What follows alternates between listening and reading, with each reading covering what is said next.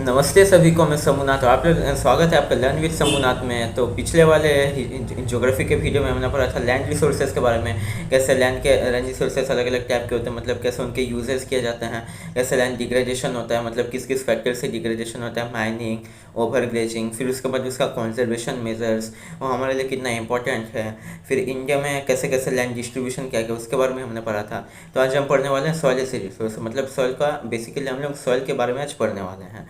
तो सॉइल क्या होता है, ये बहुत ही एक इम्पॉर्टेंट रिसोर्स है हमारे लिए। क्योंकि अगर लैंड है लेकिन हमारे पास सॉइल नहीं है तो फिर उसका कोई काम नहीं है, क्योंकि सॉइल में ही जो है हम ज़्यादातर काम कर सकते हैं। तो जो लैंड का जो पार्ट होता है, मतलब जो रॉक सिस्टम होता है, मतलब पहले ज़माने में जो रॉक सिस्टम होता था, मिलियंस ऑफ ईयर्स पहले जो रॉक सिस्टम होता था, वही सब जो है आपका इरोजन, डिकम्पोजिशन, फिर उसके बाद प्रोसेसिंग, हीटिंग, फिर कोल्ड, मतलब एक बार लैंड जो रॉक जो है वो एक्सपांड होता था, फिर कूल होता था, सॉलिडिफाई होता था, मतलब ऐसे करके जो है सॉइल फॉर्म हुआ। और इसके लिए मिलियंस ऑफ ईयर्स लगते हैं, मतलब थोड़ा सा भी सॉइल बढ़ने के लिए मिलियंस ऑफ ईयर्स, हज़ारों हज़ार साल लग जाते हैं। तो क्या होता है कि जो पेरेंट रॉक, मतलब जिस रॉक से वो सॉइल बना है, जैसे कि सैंडस्टोन, लाइमस्टोन, ये सब चीज़ें सॉइल बनता है। फिर क्लाइमेटिक कंडीशन, आपका टेम्परेचर, रेनफॉल, और फिर जो ऑर्गेनिक मैटर जैसे कि एल्गे, फंगी, बैक्टीरिया, ये सब जो होते हैं, इससे से जो है सॉइल का अलग अलग टाइप्स फॉर्म होता है। तो अभी हम सॉइल के टाइप्स के बारे में कुछ पढ़ते हैं। सो क्लासिफिकेशन ऑफ सॉइल्स, मतलब इंडिया के यहाँ पे बेसिकली इंडिया के सॉइल्स के बारे में दिया गया है। तो इंडिया के जो सॉइल्स लोग होते हैं उन्हें कैसे क्लासीफाई करेंगे, मतलब कौन से जगह में कौन सा सॉइल पाया जाता है, वो किस चीज़ से फॉर्म होता है, वो किस चीज़ के लिए प्रोडक्टिव होता है, मतलब उस सॉइल से हम कौन कौन से यूजेस कर सकते हैं, उसके बारे में दिया गया है। तो पहले आता है एलुवियल सॉइल्स। तो जो एलुवियल सॉइल ये इंडिया में सबसे ज़्यादा वाइड स्प्रेड है, मतलब इंडिया के बहुत से जगह में, ज़्यादातर जगह लोग में जो है ये एलुवियल सॉइल देखा जाता है। और ये जो है प्लेन्स के जगह में फॉर्म होता है, मतलब जहाँ पे कि रिवर वाटर फ्लो होता है, बहुत ज़्यादा रिवर वाटर फ्लो होने से जो सेडिमेंट्स आते हैं वो सब डिपोजिट होते होते जो हिमालयन जो रिवर सिस्टम होता है, जिसमें कि इंडिया से गंगा और ब्रह्मपुत्र का जो रिवर सिस्टम होते हैं, अलॉन्ग विथ उनके ट्रिब्यूटरीज, बहुत सारे ट्रिब्यूटरीज, उनके डिस्ट्रीब्यूटरीज, ये सब होते हैं। तो उससे से जो सेडिमेंट्स लोग आते हैं, वही सब जो है एलुवियल सॉइल फॉर्म करता है। जो एलुवियल सॉइल होता है ये बहुत ज़्यादा फर्टाइल भी होता है, ये जो है बहुत ज़्यादा फर्टाइल होता है। और उसके साथ क्या होता है कि मतलब ये कल्टीवेशन, क्योंकि फर्टाइल सॉइल है तो बहुत ज़्यादा कल्टीवेशन हम कर सकते हैं, तो इससे इकोनॉमिक अपॉर्चुनिटीज़ है वो बहुत ज़्यादा बढ़ जाता है। और ये ज़्यादातर जो नॉर्दर्न प्लेन्स में, फिर उसके बाद जो आपका पेनिनसुलर रीजन यानी कि जो ट्रायंगुलर रीजन है, जहाँ पे कि महानदी, गोदावरी, कृष्णा, कावेरी, ये सब जो मेजर रिवर सिस्टम्स हैं, इससे से भी बहुत ज़्यादा सेडिमेंट्स आते हैं और इससे से जो है फर्टाइल एलुवियल सॉइल फॉर्म होता है, जैसे कि उड़ीसा, आंध्र प्रदेश, ये सब जगह में। फिर नॉर्दर्न प्लेन्स के उत्तर प्रदेश, आपका बिहार, वेस्ट बंगाल, हरियाणा, ये सब जगह में जो बहुत ज़्यादा फर्टाइल सॉइल से देखे जाते हैं। और ये जो फर्टाइल सॉइल्स होते हैं ये मतलब अलग अलग जगह में अलग अलग टाइप के होते हैं। कहीं पे मतलब जो छोटे छोटे ग्रेन्स के होते हैं, जिसको हम आपका न्यू एलुवियल सॉइल बोलते हैं, या फिर ओल्ड एलुवियल, ऐसे करके डिफरेंशिएशन किया जाता है। फिर जो अपर स्लोप्स होते हैं, मतलब पहाड़ के जो स्लोप होता है, प्लेन लैंड में ज़्यादातर स्लोप नहीं होता, लेकिन फिर भी जो ऊपर नीचे का जो जगह रहता है, तो ऊपर के जगह में जो है थोड़ा कोर्स रहता है, मतलब थोड़ा ज़्यादा रफ टाइप का सॉइल रहता है। और जो लोअर स्लोप होता है, मतलब जो जस्ट नदी के किनारे या फिर उससे थोड़ा सा ही बस दूर होता है, उन लोग जो है पूरा स्मूथ होते हैं और बहुत ज़्यादा छोटे होते हैं। और वो सब जो सॉइल होते हैं वो बार बार रिन्यू होते रहते हैं, क्योंकि जो नदी लोग जो होते हैं इसमें समर के टाइम या फिर रेनी सीजन के टाइम, समर के टाइम क्योंकि हिमालय का बर्फ़ पिघल जाता है तो बहुत ज़्यादा फ्लड्स होता है, रेनी सीजन में भी फ्लड्स होता है। तो उससे से क्या होता है कि यहाँ पे बार बार सेडिमेंट्स आते रहते हैं जो नदी के साइड वाले जस्ट जो एरिया होते हैं। और जो अपर स्लोप्स होते हैं उसमें बहुत सालों से वो वैसे ही पड़ा होता है। तो जो न्यू एलुवियल जो होता है, जो जैसे कि नदी के साइड में होता है और वो छोटे छोटे दाने के होते हैं, उसे हम खदर बोल के बोलते हैं। और जो जैसे कि ओल्ड एलुवियल होते हैं उसे हम भंगर बोल के बोलते हैं। तो खदर जो होता है वो ज़्यादा फर्टाइल होता है और स्मूथ होता है, और जो भंगर होता है वो मतलब कॉम्पेरेटिवली थोड़ा लेस फर्टाइल होता है, फिर भी वो काफ़ी मतलब फर्टाइल होता है। और उसी के साथ साथ उसे मतलब जो कोर्स ग्रेन, मतलब थोड़ा सा रफ टाइप का सॉइल होता है। तो अभी हम बात करते हैं ब्लैक सॉइल का।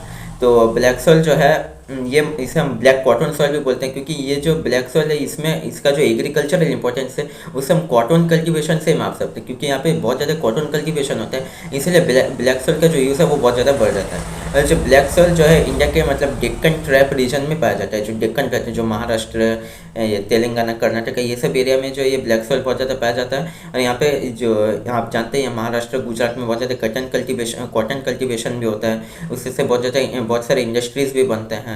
तो ये जो ब्लैक कॉटन सॉइल होता है इसमें मतलब जो लावा फ्लू से बनता है, मतलब जो वोल्केनिक इरप्शंस होता है, वो सब जो है जो वोल्केनिक इरप्शंस के से जो सॉइल पार्टिकल्स या फिर जो भी मटेरियल्स निकलते हैं वो सब ठंडे हो जाने के बाद ब्लैक सॉइल फॉर्म होता है। और ये ब्लैक सॉइल में जो है मतलब आपका बहुत ज़्यादा ये न्यूट्रिएंट्स बहुत ज़्यादा मिलता है, जैसे कि आपका जो मैग्नीशियम, पोटाश, फिर आपका कैल्शियम कार्बोनेट, ये सब बहुत ज़्यादा मिलता है। और ये जो है बहुत ज़्यादा स्टिकी और मतलब एक्सट्रीमली स्मॉल पार्टिकल्स होता है, मतलब पूरा कीचड़ के जैसे बनता है। तो इसमें क्या होता है कि जब रेन फॉर्म होता है तो इसमें बहुत ज़्यादा मतलब स्लीपी टाइप का हो जाता है, बहुत ज़्यादा स्लीप करता है। और फिर जब हॉट होता है मतलब जब जम जाता है तो पूरा मतलब बहुत ही हार्ड बन जाता है। तो इसलिए क्या करना पड़ता है कि यहाँ पे जस्ट जब थोड़ा रेन हुआ होगा, मतलब जब प्री मानसून पीरियड होगा, जब थोड़ा थोड़ा बारिश गिरता होगा, तभी इसे टील करना है, तभी इसमें खेती करना है। वरना जो है बाद में बहुत ज़्यादा हार्ड बन जाता है। और इसमें जो है समर के टाइम क्रैक्स फॉर्म होते हैं, मतलब जो है ये भूकंप के टाइम जैसे क्रैक्स फॉर्म होते हैं ना पतले पतले, वैसे यहाँ पे बहुत पतले पतले जो है क्रैक्स फॉर्म होते हैं समर के टाइम में।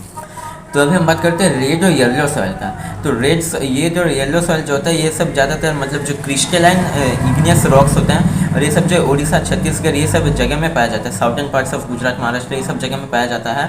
और यहाँ पे क्या होता है कि जब आयरन जो है, आयरन कंटेंट अगर उस रॉक में, जो पेरेंट रॉक होता है उसमें अगर आयरन कंटेंट ज़्यादा होगा तो वो जो है रेड सॉइल फॉर्म करेगा, एक रेडिश कलर फॉर्म करेगा। और जब वो हाइड्रेटेड फॉर्म में मतलब थोड़ा भीगे फॉर्म में होगा तो वहाँ पे एक येलो कलर आएगा। अब बात करते हैं लैटेराइट सॉइल का। तो लैटेराइट सॉइल जो है ये वाला लैटर वर्ड से लिया गया, लैटिन वर्ड लैटर से लिया गया, जिसका मतलब होता है ब्रिक। और ये जो लैटेराइट सॉइल है ज़्यादातर ब्रिक फॉर्मेशन के लिए, मतलब ब्रिक बनाने के लिए यूज़ होता है। तो ये जो है मतलब अलग अलग जगह में अलग अलग टाइप के होते हैं। कहीं पे ये एवरग्रीन फॉरेस्ट और डिसीडियस फॉरेस्ट होता है, तो वहाँ पे इसका जो ह्यूमस ज़्यादा होता है। ह्यूमस मतलब आप जानते हैं जो पतझड़ होता है, तो उससे पत्ता, फिर जो ऑर्गेनिक मैटर होता है वो सब फिर इस मिट्टी में मिल जाते हैं और इसे थोड़ा फर्टाइल बनाते हैं। जहाँ पे कि फॉरेस्ट एरियाज़ में, जहाँ पे मतलब जो प्लेटू एरिया या फिर पत्थरी या फिर जो डेजर्ट एरिया होता है, वहाँ पे जो लैटेराइट सॉइल फॉर्म होता है, यहाँ वाला ह्यूमस पुअर होता है, मतलब यहाँ पे ज़्यादा ह्यूमस होता नहीं है और ज़्यादा फर्टाइल भी नहीं होता। तो वो सब जगह लोग में जो ये ब्रिक फॉर्मेशन के लिए यूज़ होता है। और जहाँ पे फॉरेस्ट एरिया होता है, मतलब जहाँ पे थोड़ा फर्टाइल लैंड होता है, वहाँ पे आपका कैश्यू, कॉटन, फिर अलग अलग जो ये आपका जैसे कि कॉफ़ी, टी, कैश्यू, ये सब, कैश्यू बोलने से काजू जिसे बोलते हैं, फिर कॉफ़ी, टी, ये सब जो ग्रो होता है। तो जो केरला, तमिलनाडु रीजन में यहाँ पे कैश्यू ग्रो होता है, मतलब ये कॉफ़ी और टी ज़्यादा ग्रो होता है। और जो आंध्र प्रदेश का जो एरिया है वहाँ पे ज़्यादातर काजू जो है ग्रो किया जाता है। और अब बात करते हैं एराइड सॉइल्स का। जो एराइड सॉइल होता है ये वाला रेड से ब्राउन कलर, मतलब रेड कलर, थोड़ा सेमी रेड, फिर ब्राउन, ऐसे टाइप के कलर्स के ये जो है ये एराइड सॉइल्स पाए जाते हैं। और एराइड से आप पता कर ही सकते हैं कि ये जो है डेजर्ट सॉइल होता है। तो जो डेजर्ट सॉइल होता है वहाँ पे ज़्यादा ह्यूमस नहीं होता, क्योंकि वो क्लाउडलेस एनवायरनमेंट पे फॉर्म होता है, तो वहाँ पे ह्यूमस नहीं होता, वहाँ पे वेजिटेशन भी ज़्यादा नहीं होता। और जो है यहाँ पे जो पानी जो है सूख जाता है। तो जो पानी सूखता है उससे से हम जो है सॉल्ट को जो है एक्सट्रैक्ट कर सकते हैं, मतलब सॉल्ट जो है वहाँ से हम निकाल सकते हैं, मतलब वाटर को इवापोरेट, वाटर तो ऐसे इवापोरेट हो जाता है, वहाँ से हम सॉल्ट फॉर्म कर सकते हैं। और ये जो है मतलब यहाँ पे जैसे कि आप जानते हैं कि नदी जो है कभी ख़त्म नहीं होता है, ऐसे कहावत में बोला जाता है। लेकिन आपका राजस्थान में देख लीजिए, जो कुछ कुछ जो नदी होते हैं उन लोग जो है मतलब मिट्टी के अंदर ही ख़त्म हो जाते हैं, मतलब समुद्र तक वो पहुँच ही नहीं पाती, क्योंकि वहाँ पे जो है बहुत ज़्यादा इन्फिल्ट्रेशन होता है, मतलब पानी जो है बहुत ज़्यादा रुक रुक के चलता है, क्योंकि जो है आपका सैंडी टेक्सचर के ऊपर से वो पानी जाता है, तो बहुत ज़्यादा रुक रुक के जाता है और वो बहुत ही जल्दी इवापोरेट हो जाता है, इसलिए वो जो है नदी वहाँ पे ख़त्म भी हो जाता है। तो ये यार एक तरफ का आठवां अजूबा है आप कह सकते हैं, क्योंकि जो नदी लोग जो होते हैं वो ज़मीन के अंदर ही ख़त्म हो जा रहे हैं। और उसके बाद क्या होता है कि यहाँ पे अगर हम प्रॉपर इरिगेशन करवाएं, जैसे कि आप जानते हैं जो इंदिरा गांधी कैनल बना था, ये वाला longest canal of the longest canal of India, जो आर्टिफिशियल कैनल होता है उसमें से लॉन्गेस्ट कैनल ऑफ इंडिया है ये इंदिरा गांधी कैनल। तो इससे से जो बहुत सारी जगह में इरीगेशन करवाया गया और उससे से जो कल्टिवेशन भी जो है बहुत ज़्यादा बढ़ गया, क्योंकि वेस्टर्न राजस्थान में पहले जो बंजर ज़मीन पड़ा रहता था, मतलब कल्टिवेशन के लिए इतना स्कोप नहीं होता था। लेकिन एक कैनल के बाद से जो इरिगेशन है उससे से जो है कल्टीवेशन जो है बहुत ज़्यादा बढ़ गया। तो अब बात करते हैं फॉरेस्ट सॉइल्स का। तो फॉरेस्ट सॉइल जो होता है मतलब बहुत बहुत सारे जो रेन फॉरेस्ट होते हैं, जैसे कि नॉर्थ ईस्ट या फिर जो आपको वेस्टर्न घाट्स में जहाँ पे ज़्यादा से ज़्यादा रेन फॉरेस्ट मिलता है, उसी जगह में फॉरेस्ट सॉइल्स भी फॉर्म होते हैं। और ये जो है बहुत ज़्यादा ह्यूमस रिच होता है, क्योंकि यहाँ पे कभी पतझड़ होता है, मतलब एवरग्रीन फॉरेस्ट यानी कि हमेशा हरा रहेगा, लेकिन फिर भी उसके अंदर ही अंदर थोड़ा बहुत पतझड़ होता है, तो इससे जो यहाँ पे बहुत मात्रा में ह्यूमस देखा जाता है। लेकिन इसमें कुछ कुछ वेरिएशंस होते हैं, जैसे कि जो माउंटेनस एरियाज में जो सॉइल पाया जाता है फॉरेस्ट सॉइल, वो थोड़ा कोर्स मतलब रफ होता है। और लेकिन जो वैली साइड्स में, मतलब जो लोअर स्लोप्स में यानी कि नीचे के जगह में मिलते हैं, वो जो है स्मूथ होते हैं और सिल्की होते हैं, मतलब पूरे कीचड़ के जैसे होते हैं। और हिमालयस का बात किया जाए तो हिमालयस के जो अपर स्लोप्स होते हैं वहाँ पे ये सॉइल जो थोड़ा सा एसिडिक होता है, और उसके साथ उसके जो ह्यूमस कंटेंट होता है वो थोड़ा सा कम होता है, क्योंकि हिमालयस में ज़्यादातर बर्फ़ ढका रहता है, इसलिए वहाँ पे ज़्यादा वेजिटेशन नहीं होता। फिर भी वहाँ पे जो फॉरेस्ट सॉइल मिलता है वहाँ पे मतलब ह्यूमस कम होता है और जो है एसिडिक रहता है वो सॉइल। तो अब बात करते हैं soil erosion and soil conservation का। तो ये जो सॉइल इरोजन और सॉइल कंजर्वेशन होता है, इन दोनों में एक बैलेंस होता है। क्योंकि ज़्यादातर जो पुराने ज़माने में मतलब जब इंसान आए नहीं थे ये अर्थ में, तब क्या होता था कि बहुत ज़्यादा फॉरेस्ट पाया जाता था। तो उसका जो ट्रीज लोग जो होते थे, ट्रीज या फिर जो ग्रासेस लोग जो होते थे, वो सॉइल को पकड़ के रखते थे। तो इससे से जो है थोड़ा बहुत मात्रा में सॉइल इरोजन होता भी था, लेकिन इससे से जो है सॉइल फॉर्मेशन भी होता था, क्योंकि हज़ारों हज़ार साल में थोड़ा सा सॉइल इरोजन होता था और उसी टाइम के अंदर थोड़ा सा सॉइल बन भी जाता था। लेकिन ये ह्यूमन लोग आने के बाद क्या हुआ, डिसबैलेंस क्रिएट हुआ, क्योंकि बिल्डिंग एक्टिविटीज़ हुआ, डिफॉरेस्टेशन हुआ, माइनिंग हुआ। तो इससे से क्या हुआ कि जो लैंड जो है वो बंजर पड़ गया। जैसे कि डेजर्ट एरियाज में आप देख सकते हैं जाके, सहारा डेजर्ट का ये एग्जांपल ले लीजिए, जहाँ पे कि पहले बहुत ज़्यादा जंगल दिखे पाए जाते थे, लेकिन अभी वो जो है एक डेजर्ट बन गया है।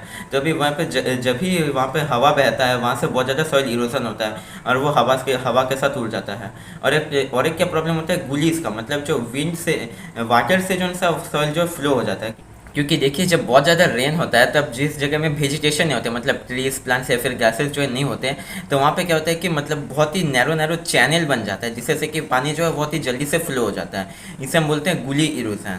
और फिर जो है और एक तरह का होता है शीट इरोजन।